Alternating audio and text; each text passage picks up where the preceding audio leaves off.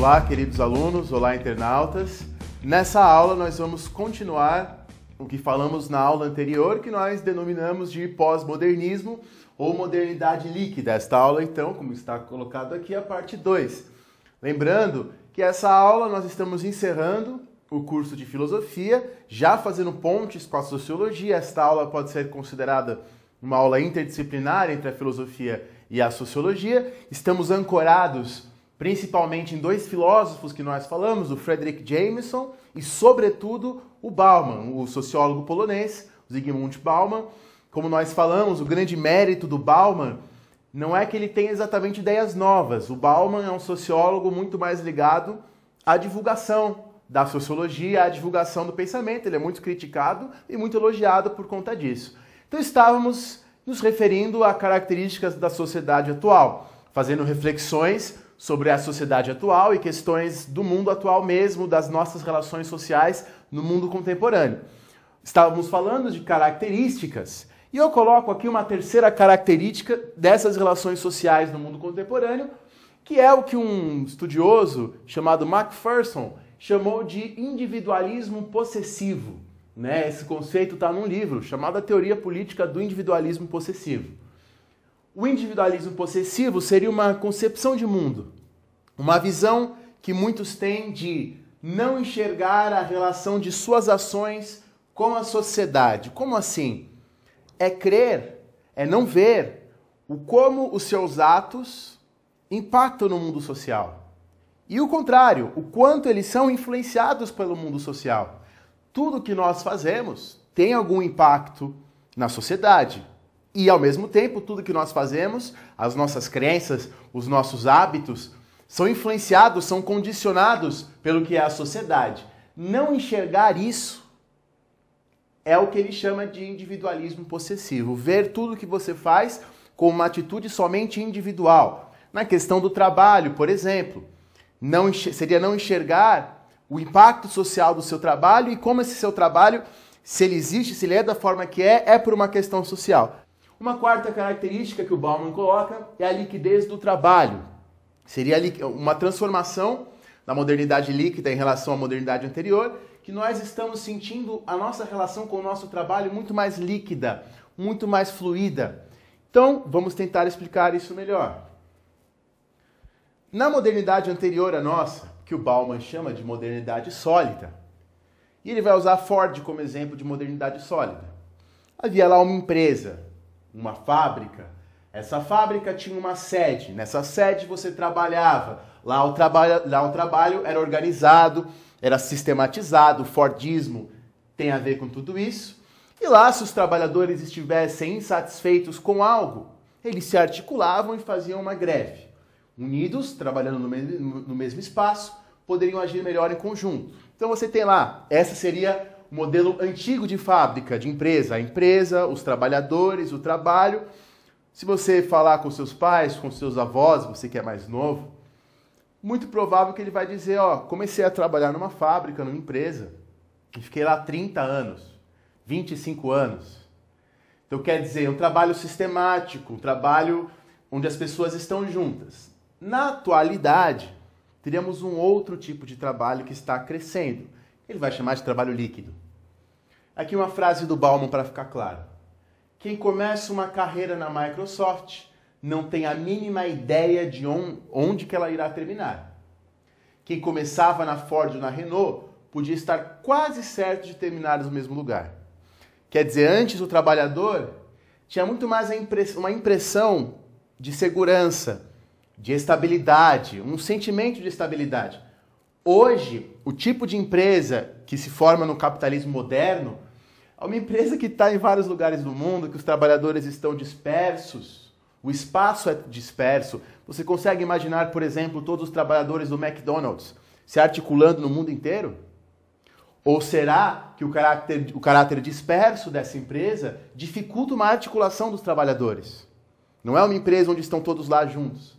Então, quer dizer, o tipo de modernidade que se forma, o tipo de empresa que se forma no capitalismo pós-moderno, teria muito desses traços, que dificultariam as ações dos trabalhadores para conseguir os seus direitos. Um sociólogo chamado Daniel Bell criou até um nome para isso, muito contestado, com muitas complicações, mas para você conhecer. Ele diz que nós vivemos numa sociedade pós-industrial, posto que grande parte das pessoas estaria trabalhando não diretamente construindo produtos, mas, por exemplo, construindo serviços, informações, criatividade. Cada vez mais pessoas estariam trabalhando na construção de serviços, de informações, de criatividade, coisas que não são sólidas, não são palpáveis. E este tipo de trabalho tem as suas consequências. Muito complicado chamar isso de pós-industrial, já que a lógica da indústria capitalista se mantém apesar dessas mudanças. Entretanto, eu acho interessante que vocês olhem bem isso. Muito bem. E na pós-modernidade, então, quando o trabalho muda, quando essas questões das relações sociais entre o homem e a sociedade mudam, muda também a nossa relação com o consumo. São coisas que já tinham na outra modernidade, mas aqui que se acentuam na modernidade líquida. O consumismo, a vida na sociedade do espetáculo, né? A vida imersa no espetáculo e o fascínio pela mercadoria. E aí eu queria indicar um filme para vocês pensarem sobre essa questão de uma temática que está muito ligada a tudo isso que estamos falando. Esse filme é traduzido para o português como A Madrugada dos Mortos. É um filme sobre zumbis, sobre mortos-vivos, do Jorge Romero, que é o grande cineasta sobre esse assunto. Lembrando a você que essa questão dos zumbis, dos mortos-vivos, não é apenas uma questão de ficção científica. Quando ela é criada pelos cineastas, por escritores contemporâneos, ela tem relações fortes com o que é o nosso mundo.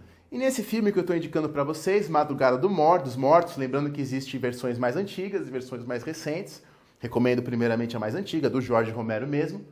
Nesse filme acontece um apocalipse zumbi e as pessoas se refugiam num shopping. E muitos ficam com a seguinte impressão: nossa, o mundo está acabando, mas eu estou dentro do shopping. Aqui eu tenho tudo o que eu preciso. Livre acesso a tudo. As pessoas ficam até empolgadas no filme por estarem dentro do shopping e poderem pegar o que elas quiserem. E aí vão vir questionamentos. O shopping é o lugar onde tem tudo o que você precisa. O que é esse lugar que você vai ficar lá para sempre com o apocalipse zumbi? Então eu coloco o filme para vocês se vocês quiserem pensar a respeito desse assunto. Muito bem. Segundo Bauman, essa atitude de ir às compras, a atitude do shopping pós-moderna, a gente está, em todas as nossas relações sociais, tratando essas relações como se estivéssemos indo às compras. Então pense nas redes sociais. O Bauman diz, muitos dizem na verdade, que nas redes sociais os jovens tratam a si mesmos como produtos, como se estivessem se vendendo. Quer dizer, então o jovem vai fazer um perfil numa rede social e fala assim, vou escolher as minhas melhores fotos, vou escolher as minhas melhores frases, vou mostrar para as pessoas como eu sou bonito, inteligente e interessante. Este jovem está tratando a si mesmo como uma mercadoria, como se ele estivesse se vendendo para as outras pessoas ali. Tratando a sua personalidade como se ela fosse uma compra feita num shopping. Até mesmo no tratamento dos amigos. É comum você ver pessoas escolhendo os amigos, fazendo um balanço. Essa pessoa tem tal qualidade, tal defeito. Escolhendo os amigos como se estivesse escolhendo um produto. Quando você escolhe um produto, você pensa das qualidades, nos defeitos, no preço, e não na questão sentimental necessariamente. Alguns dizem que até na posição política, se trata a sua posição política como se estivesse indo às compras. Então, pessoas que escolhem o candidato X ou o candidato Y, não pela convicção, não pelas ideias, não pelo que ele fez, mas por esse candidato parecer ser, coloquei aqui, cool, um cara mais legal, mais atraente, falar bem, como se estivesse comprando uma roupa mesmo. Esse cara é interessante, esse cara é diferente. Você escolheu um candidato somente por ele ser diferente, não pelo que ele tem de diferente. É você escolher o seu político como se estivesse escolhendo uma roupa. Ou até o voto por moda. Meus amigos votam nessa pessoa, vou votar também. Como se tivesse uma roupa, entrando num grupo, né? O pessoal usa essa roupa, eu vou usar também. Então, para você pensar, se você está, como o Bauman diz, tratando as suas relações sociais como se fossem relações de compra. O Bauman coloca também as mudanças na guerra no mundo contemporâneo. Você pega as guerras antigas do começo do século XX, a Primeira, a Segunda Guerra Mundial, que todo mundo conhece, você tinha lá, se confrontando no campo de batalha, 2 ou mais exércitos, com 2 lados ou mais lados diferentes, com líderes, cada lado organizado, cada lado uniformizado. Então você tinha lados distintos, com líderes distintos, países distintos, ideias distintas muitas vezes, e a guerra terminando com um tratado, terminando com julgamentos. Esta guerra antiga pressupunha a conquista de um território. Então eu venço o meu inimigo, faço um tratado e anexo esse território. A guerra hoje estaria também líquida. A guerra do século XXI, a guerra do mundo pós-moderno, estaria dessa forma também. Pense, por exemplo, no ataque terrorista, os chamados ataques terroristas. Não há aí 2 países em confronto. Não há aí 2 exércitos em confrontos. Quando você vai contra-atacar esses terroristas, você vai atacar quem? E aí vem um grande problema. Os Estados Unidos invadiram o Afeganistão, invadiram o país, alegando que este país abrigava grupos terroristas. E aí vem a questão, vou atacar um país por causa de um grupo terrorista?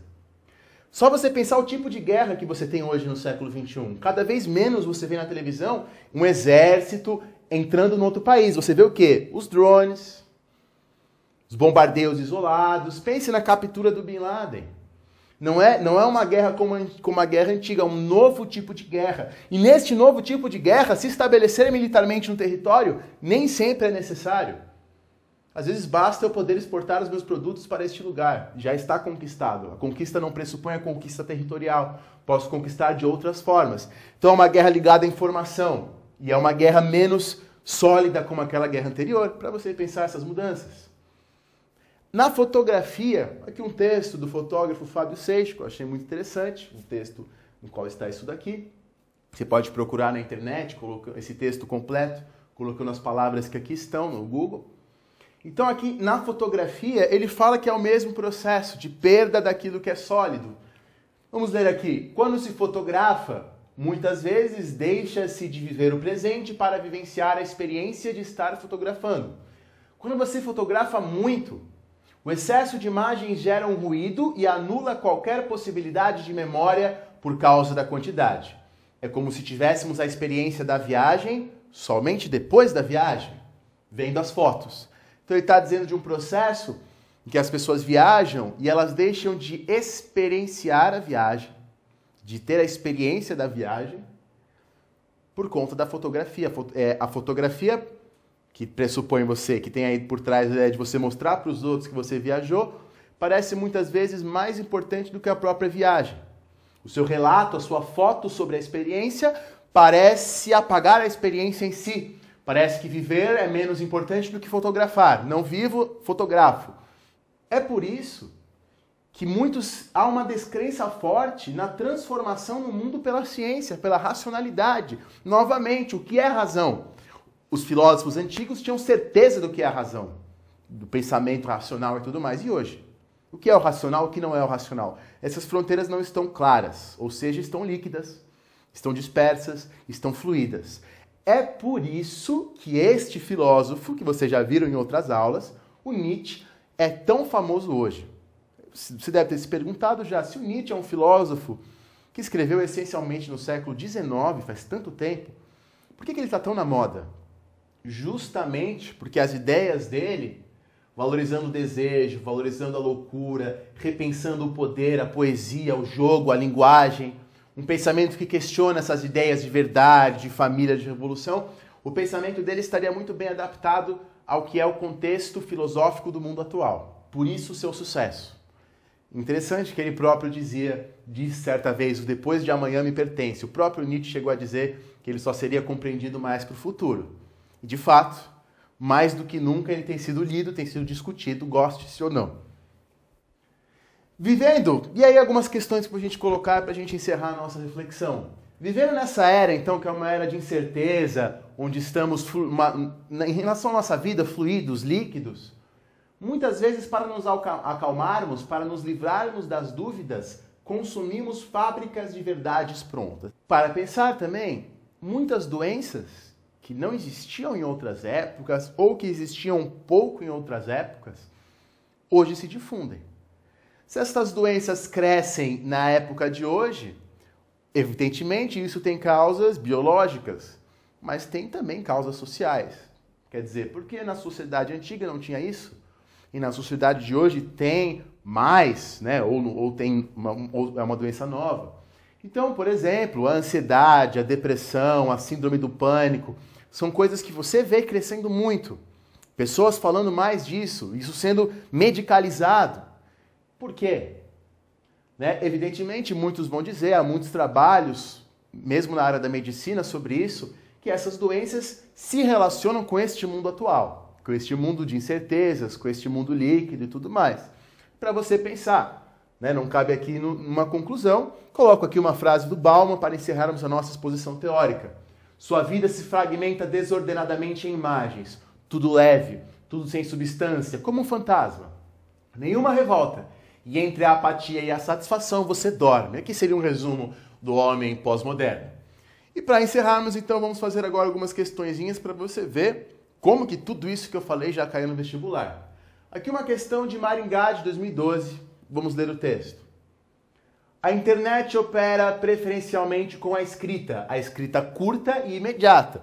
Você que já teve essa aula, percebe que essa coisa de escrever pouco, escrever rápido, tem a ver com o mundo pós-moderno. A velocidade da escrita e de leitura está relacionada à agitação mais ou menos alucinada da vida contemporânea, da vida cotidiana contemporânea, estimuladas pelas tecnologias comunicacionais.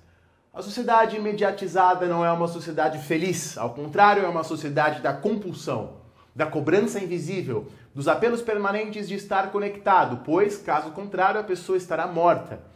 Então há um apelo no mundo de hoje para que você esteja sempre conectado. Certamente você que já trabalha, já ouviu pessoas no seu trabalho falando, você tem que estar com o celular à mão, você tem que entrar nos e-mails todos os dias, você deve estar conectado, caso contrário você é morto. Morto pode implicar em você ser demitido do seu trabalho. Isso é uma coisa contemporânea. Você pode até relacionar ao que nós falamos na aula de Foucault sobre normatização e controle. Alguns sociólogos desenvolveram conceitos que nos ajudam a compreender o mundo. Um desses pensadores, o Bauman, que nós estamos tratando, define esse tipo de contexto como sendo uma sociedade de espetáculo. Sociedade de espetáculo é um conceito de um outro sociólogo, que é o Guy Debord. Sociedade infeliz, sociedade do consumo, pós-modernidade, devido às transformações geradas pela internet. A pós-modernidade se relaciona com a internet, mas não é a internet somente ela que forma a pós-modernidade. Modernidade líquida, como nós vimos, é o nome que o Bauman dá. Modernidade líquida devido às formas fluídas da existência humana. A fluidez, a velocidade e a falta de substância, a falta de lugares para nos apoiar. Vimos que esta definição do Bauman, aqui uma questão, na verdade, um pouquinho decoreba, digamos assim. Ao contrário dessa questão da Universidade Estadual de Londrina, de 2008, que é uma questão difícil, pesada, mas muito bem elaborada. As relações amorosas estão uma questão sobre o amor, que nós falamos no vídeo anterior. Após os anos de 60 e 80, tenderam a facilitar os contatos feitos e desfeitos imediatamente, gerando uma gama de possibilidades de parceiros e experimentos de prazer. Esta forma de contato amoroso tem sido chamada ficar. Assim, uma festa pode-se ficar com vários parceiros ou durante um tempo ir ficando em diferentes situações, sem que isso se configure em compromisso, namoro ou outra modalidade institucional de relação. Os processos sociais que provocaram as mudanças nas relações amorosas, bem como suas consequências para o indivíduo e para a sociedade, têm sido pensados por vários cientistas sociais. Então teremos várias alternativas, e é para você identificar na alternativa qual que explica melhor a origem dessa questão do ficar. Então você que já estudou aqui com a gente, imediatamente irá pensar que o ficar tem a ver com esse mundo do instantâneo, do rápido, do consumo e tudo mais. Então vejamos algumas dessas explicações e veremos qual que é mais adequada ao ficar. Uma frase aqui de Simone de Beauvoir. Hoje as artes de expressão não são as únicas que se propõem às mulheres. Muitas delas tentam atividades criadoras. A situação da mulher predispõe-se a procurar uma salvação na literatura e na arte, vivendo à margem do mundo masculino, não apreende em sua figura universal e sim através de uma visão singular. Ele é para ela não um conjunto de utensílios e conceitos, e sim uma fonte de sensações e emoções. Ela interessa-se pelas qualidades das coisas, no que tem de gratuito e secreto. Aqui está pensando a condição da mulher, já falamos disso em outros vídeos. Não parece estar explicando bem o que é o ficar. Vejamos essa alternativa B. Hoje, no entanto, existe uma renovação, o que significa dizer que os cientistas, quando chegam através do seu conhecimento a esses problemas fundamentais, tentam por si próprios compreendê-los e fazem um apelo à sua própria reflexão. Nos próximos anos, por exemplo, após as experiências do aspecto, as discussões sobre espaço e sobre o tempo serão retomadas. Então, também não parece estar oferecendo uma explicação sobre esse amor instantâneo. Vamos ver a C. Nova era demográfica de declínio populacional não catastrófico pode estar alvorecendo. Imediatamente você vai pensar, o ficar tem relação com uma sociedade com menos pessoas, para crescer o número de pessoas? Evidentemente não. Vejamos a E, vamos pular a D. Viver na grande metrópole significa enfrentar a violência que ela produz, expande e exalta, no mesmo pacote que gera e acalenta as criações mais sublimes da cultura. O ficar, na forma que foi apresentada no enunciado, não tem a ver com violência. Não tem a ver com essa questão da violência das metrópoles. Pela aula, você facilmente ia identificar a D como certa, pois você ia ver o nome do Bauman. Mas vamos ler. É assim numa cultura consumista como a nossa, que favorece o produto para o uso imediato, o prazer passageiro, a satisfação instantânea, resultados que não exijam esforços prolongados, receitas testadas, coisas do livro de autoajuda que nós comentamos, garantias de seguro total e devolução do dinheiro. A promessa de aprender a arte de amar é a oferta falsa, enganosa, mas que se deseja ardentemente que seja verdadeira, de construir a experiência amorosa à semelhança de outras mercadorias, que fascinam e seduzem, exibindo todas essas características e prometem o desejo sem ansiedade, o esforço sem suor, resultados sem esforço. Seria coisas do homem pós-moderno procurar resultados, a satisfação, sem esforço, sem planejamento. O desejo sem ansiedade. O homem pós-moderno é ansioso, ele quer as coisas agora. Ele não consegue entender o processo para conseguir algo. Esse algo pode ser, inclusive, o amor. Justamente, a alternativa D é a alternativa correta. Muito bem. Com isso, nós encerramos esta longa exposição, que é para você pensar mesmo o que é essa pós-modernidade ou modernidade líquida.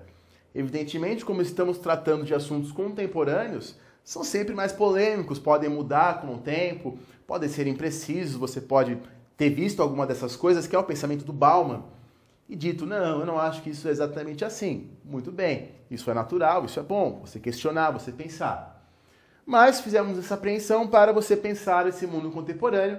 A partir das próximas aulas, vamos falar mais de sociologia propriamente dita. Agora vamos relembrar o que nós falamos neste videozinho aqui.